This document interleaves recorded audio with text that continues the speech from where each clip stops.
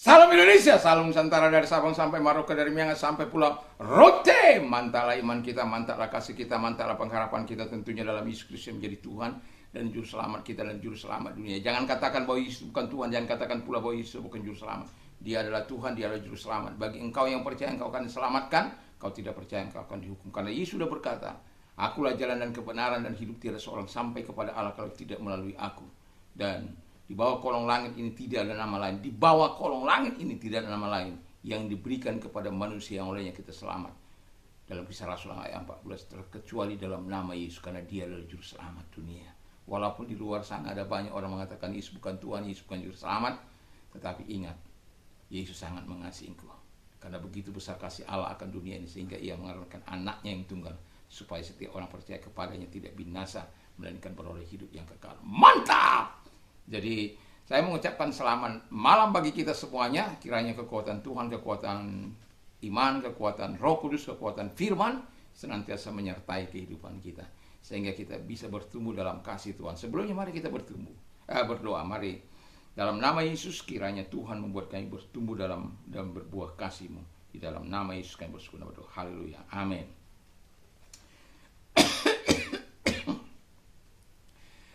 Kita membaca Yohanes 14, ya, Yohanes 14 ayat yang ke-1 sampai dengan ayat ke-10, ya. Tapi saya tidak akan membacakan, cuma beberapa ayat saja. Nanti saya baca ayat 2. Setiap ranting yang ada padaku tidak berbuah dipotongnya, dan setiap ranting yang berbuah dibersihkannya, supaya ia lebih banyak berbuah. Ayat 4, tinggal dalam aku dan aku di dalam kamu, sama seperti ranting tidak dapat berbuah dari dirinya sendiri kalau ia tidak tinggal pada pokok anggur. Demikian juga kamu tidak berbuah jika kalau kamu tidak tinggal dalam aku. 7, jikalau kamu tinggal dalam aku dan firmanku tinggal dalam kamu, mintalah apa saja yang kamu kehendaki dan kamu akan menerimanya. 10, jikalau kamu menuruti perintahku, kamu akan tinggal dalam kasihku, seperti aku menuruti perintah Bapakku dan tinggal di dalam kasihnya. Haleluya. Puji nama Tuhan. Tema kita adalah kehidupan Kristen yang berbuah kasih. Ya, kalau kehidupan kekristenan kita mau berbuah kasih, kita harus rela ini. Rela, yang pertama, rela dibersihkan oleh Tuhan. Ya, setiap sampah-sampah dosa itu dibersihkannya mungkin melalui permasalahan, melalui ujian, mungkin juga melalui temptation, godaan, atau melalui kesulitan-kesulitan yang kita alami. Kita dibersihkan supaya apa? Tuhan tahu bagaimana sikap dan cara mengatasinya. Apakah sikap kita bersungut-sungut? Apakah kita mengatasinya dengan meminta pertolongan kepada Tuhan, atau kita pakai jalan pintas? Apakah kita mengatakan, buat apa? Aku udah bersih, aku sudah ini, aku sudah ini.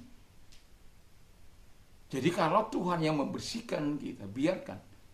Tuhan tidak datang dari surga sana untuk membersihkan engkau. Tuhan bisa memakai orang tuamu, Tuhan bisa memakai istrimu, anakmu, orang lain dalam kehidupan ini untuk membersihkan kehidupanmu. Dan itu sebabnya Alkitab mengatakan supaya kita tidak meninggalkan pertemuan-pertemuan ibadah. Karena ketika kita meninggalkan pertemuan-pertemuan ibadah, kita sedang menolak kasih Tuhan, menolak perhatian Tuhan, menolak kita bisa saling share, saling berbagi, saling saling berbagi dalam kehidupan ini. Siap dibersihkan. Yang kedua, kita harus rela tinggal di dalam Kristus. Dari ayat 4 dan 7 itu, tinggal dalam Kristus dan firman-Nya. Jadi kita tinggal dalam Kristus dan tinggal dalam firman-Nya. Nah, ketika kita tinggal dalam firman-Nya, itu tinggal dalam Kristus atau tinggal dalam firman-Nya, berarti kita siap memelihara dan melakukan firman itu di dalam kehidupan kita. Percaya, dibangun di atas kebenaran firman Allah itu, dan berakar dalam ke bawah, dalam semakin dalam, sehingga pohon itu akan menjadi teguh ketika ditanamkan akar-akarnya ke dalam, seperti pohon korma. Ya, pohon korma itu, ya, walaupun banyak angin badai di dalam gurun pasir sana itu, tapi karena dia memang sudah terlatih, karena memang kita tahu bagaimana menanam pohon korma itu, ya sudah ditanam ke bawah, lalu ditindis lagi dengan batu, dan dia tidak langsung naik ke atas, tetapi dia akarnya yang makin dalam, semakin dalam, sampai mencapai mata air atau air tempat dia memperoleh segala kekuatan untuk bisa menembus ke atas. Setelah akar itu sampai kepada itu, batang dengan sendirinya akan bisa bertumbuh dan bertumbuh sekuat apapun yang menindis dia atau batu-batu yang menekan dia, dia akan bisa masuk dari celah-celahnya. Saya sudah lihat bagaimana pohon yang begitu berakar di dalam batu-batu masuk ke celah-celah itu. Saya tidak tahu apakah dia mencapai air itu, tapi ketika angin badai datang, dia ikut kemana angin, dia ke situ, balik lagi dan teguh lagi. Ya karena dia menanamkan akarnya sangat jauh ke batu-batu tersebut. Nah, dalam kehidupan kita tinggal di dalam Kristus dan tinggal dalam firman-Nya sangatlah dibutuhkan. Kita harus rela tinggal di dalam Dia. Ada banyak orang tidak rela tinggal di dalam kebenaran, tidak rela tinggal di dalam firman Allah. Kenapa? Ingin melakukan keinginannya sendiri. Dan kita harus rela tinggal di dalam firman Allah. Dan karena saya tahu bahwa firman Allah dan Dia tidak akan pernah membuat kita menderita. Cuma dibutuhkan ketabahan, kesabaran dalam hidup ini untuk melihat hasil-hasil di kemudian. Yang ketiga kata firman Allah adalah Kristus tinggal di dalam kita. Nah, tadi kan tinggal di dalam Kristus. Sekarang Kristus tinggal di dalam kita. Nah, jadi Tuhan tinggal di dalam kita. Dan firman-Nya juga tinggal di dalam kita. Itu sinkronisasi yang sangat luar biasa. Dia Tuhan mengubah dari dalam kehidupan kita. Kita masih ingat tentang neos dan kenos, di mana neos diperbak dari luar, bagaimanapun supaya kelihatan baik, kelihatannya wow, tetapi sebenarnya hanya sebagai permak-permak, seperti sebuah gedung yang mungkin sudah lama bertahun-tahun tidak pernah diurus dan kemudian direnovasi, kemudian mendapat cahaya yang baru. Tapi itu hanya sementara. Tapi kalau kenos atau kainos kalau menulisnya, kalau kenos itu adalah perubahan kualitas hidup yang dikerjakan oleh apa? Roh Kudus, oleh Yesus dalam kehidupan kita. Dan itu tidak dapat dibuat-buat. Dan itu tidak kita dapat bersandiwara di dalamnya. Ketika Yesus ada dalam hati kita, kita akan menampakkan keorisinilan kehidupan kita. Kita tidak akan ahli dalam menilai orang lain. Kita tidak akan ahli dalam melemparkan kesalahan kepada orang lain. Tapi betul-betul kita akan melihat kehidupan. Itu sebabnya kita tidak bisa bersandiwara. Saya sering katakan, kenapa saya mengatakan orang yang paling sulit hidup dalam kekudusan dan kebenaran itu ada dalam rumah. Karena di luar sana kita bisa bersandiwara. Kita seperti malaikat. Tapi di rumah kadang-kadang sebagai penjahat. Kadang-kadang seperti pelayan. Tapi kemudian seperti setan.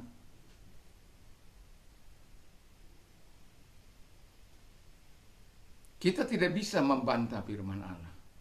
Itu sebabnya firman Allah mengajak kita untuk di mana Tuhan kita dengan rela membiarkan Dia tinggal di dalam hati kita.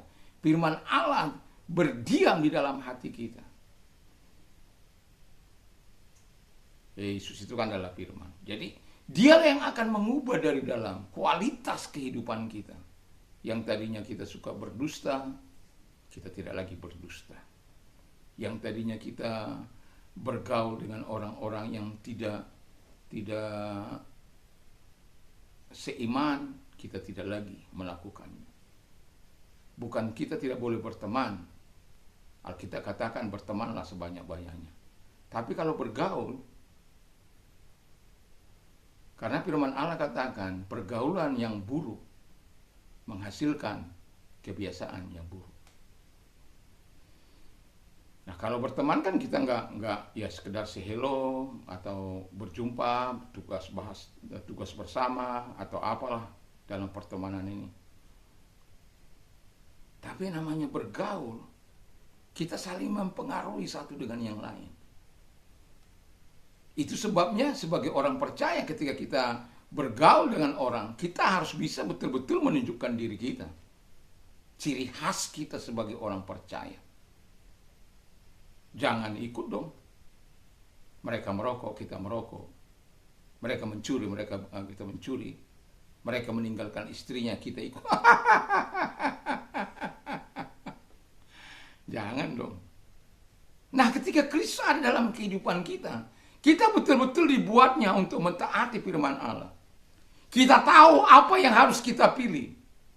Karena kita tahu bahwa Tuhan tidak akan membuat kita masuk dalam penderitaan kalau tanpa izin Tuhan. Walaupun Tuhan mengatakan kalau mengiring aku, kamu akan mengalami penganiayaan. Tapi yang jelas Tuhan tidak akan membiarkan engkau sendiri. Tuhan akan menyertai engkau. Itu hanya membuat karaktermu lebih tampak. Karakter Kristus itu dalam kehidupan kita. Dan kemudian yang terakhir adalah yang tidak kalah penting. Ketika kehidupan Kristen kita mau berbuah kasih, kita harus rela hidup taat di dalam Tuhan. Mengapa ini sering kali tadi pagi juga bagaimana saya katakan bahwa ketaatan kepada Tuhan itu harganya mutlak.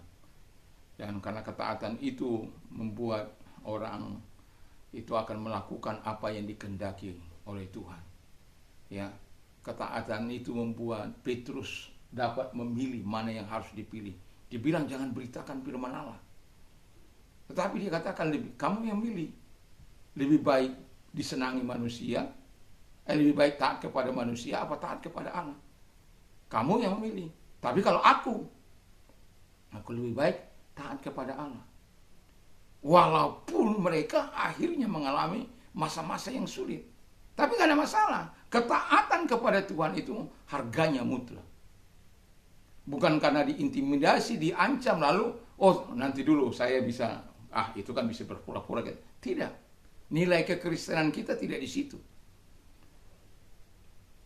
Nilai kekristenan kita justru diancam, itulah tampak yang sebenarnya.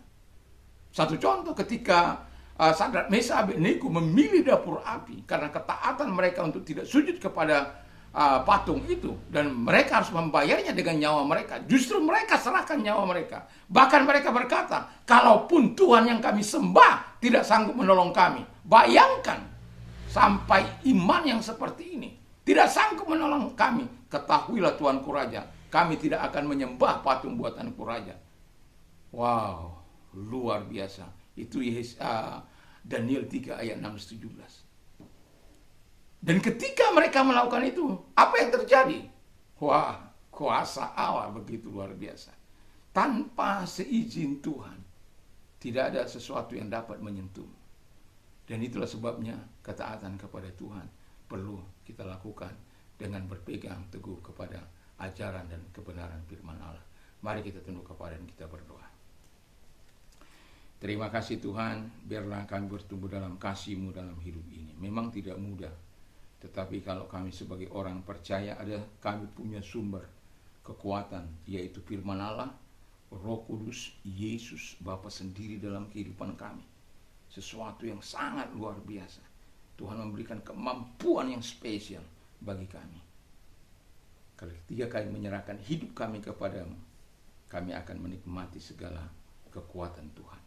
Terima kasih Bapa di surga. Kalau engkau sakit, apapun sakit penyakitmu, Tuhan mampu menyembuhkan engkau, Tuhan mampu menolong engkau. Dan taruh tanganmu di tempat yang sakit, tangan kirimu di tangan kanan mengarah kepada Tuhan. Dan kita berdoa. Mari kita berdoa. Tuhan Yesus, engkau tumpangkan tangan mereka, karena engkau kami kenal, tidak mengenal jarak, ruang maupun waktu. dimanapun mereka ada, ketika mereka mengimani, ketika berdoa saat ini dalam nama Tuhan Yesus, segala sakit penyakit yang mereka derita, dalam nama Yesus Engkau lepaskan mereka, Engkau sembuhkan mereka oleh kuasa-Mu dan mujizat-Mu. Mereka sembuh oleh jamahan-Mu, mereka sembuh dan terima kesembuhan daripada Tuhan. Dan terima kasih buat pertolongan bagi mereka Tuhan. Dan kami juga berdoa bagi Engkau yang menghadapi masalah berat dalam hidupmu. Angkat kedua belah tanganmu, tanda menyerahkan diri kepada Tuhan. Dan lihat tangan-tangan yang mengangkat tangan kepadamu Tuhan. Jangan lepaskan tangan mereka. Tuhan tolong hadirlah Engkau dalam hidup mereka dan berikan kelepasan bagi mereka di dalam nama Yesus. Pertolongan-Mu datang, kebaikan-Mu datang di dalam nama Yesus Kristus. Terima kasih buat kasih-Mu, buat pertolongan bagi mereka, dan kami yakin dan percaya solusi sudah Engkau berikan dalam hidup mereka. Dalam nama Tuhan Yesus, haleluya. Amin. Kiranya Tuhan Yesus memberkati kita. Mantap, mantap, mantap.